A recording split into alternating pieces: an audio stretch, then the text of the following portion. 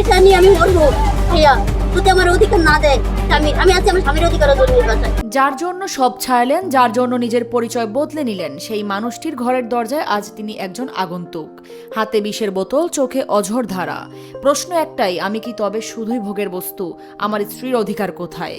এক তরুণীর আর্তনাদ আর প্রতারিত হওয়ার এই গল্পে উত্তাল মাদারীপুরের খোয়াজপুর।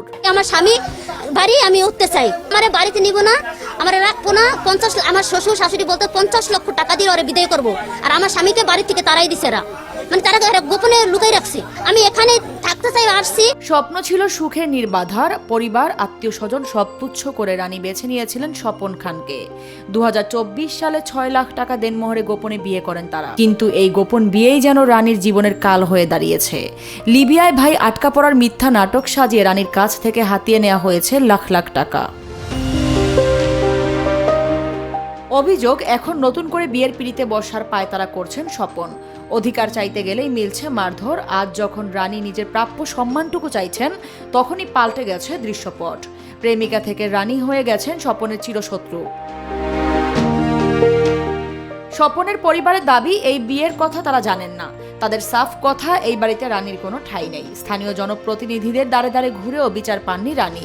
ন্যায় বিচারের আশায় এখন আইনই তার শেষ ভরসা। আমরা তো জানি না, পোলা যদি মান্য নেয় তা পোলা মান্য নিলে পোলা বাথরুম যাও করছে, ওই পোলা আমার লাগবো না। আমার 4 ছেলে, এক ছেলে আমি মনে করি আমার মধ্যে গেছে। মাদারীপুর মডেল থানার ওসি বলছেন, লিখিত অভিযোগ পেলে তদন্ত সাপেক্ষে নেওয়া হবে কঠোর আইনি ব্যবস্থা। বিয়ে হয়েছে, ছেলে এখন সে গার্জিয়ান মান্য নেয় না, উঠাইতেছে না, এই কারণেই তো সে আসছে। এটা মান্য নেওয়াই উচিত তার গার্জিয়ানের, কারণ সে তো তার ছেলে বিয়ে করছে, জান্য হয়নি করছে, আর একটা ঘরের থেকে ভাঙ্গে আইনা পরে এখানে বিয়ে করছে। মেয়েরে বলছে যে তুমি যদি বলো তুমি তো বিয়ে হয়েছে তোমার, আমি তো বিয়ে, তো আমার যে ব্যবসা বাণিজ্য আছে ভাইগ লাগে, এই মুহূর্তে যদি আমি তোমার ফ্ল্যাট করি তাহলে আমি ওখান থেকে বঞ্চিত করে দিব আমার বাবা। প্রেম নাকি প্রতারণা, বিসর্জন নাকি ভুল? মাদারীপুরের এই পথে কি কোনো সমাধান আসবে, নাকি বিষের বোতলই হবে রানীর শেষ পরিণতি? উত্তরের অপেক্ষায় এখন পুরো গ্রাম। আরিফা পুষ্প, নিরপেক্ষ।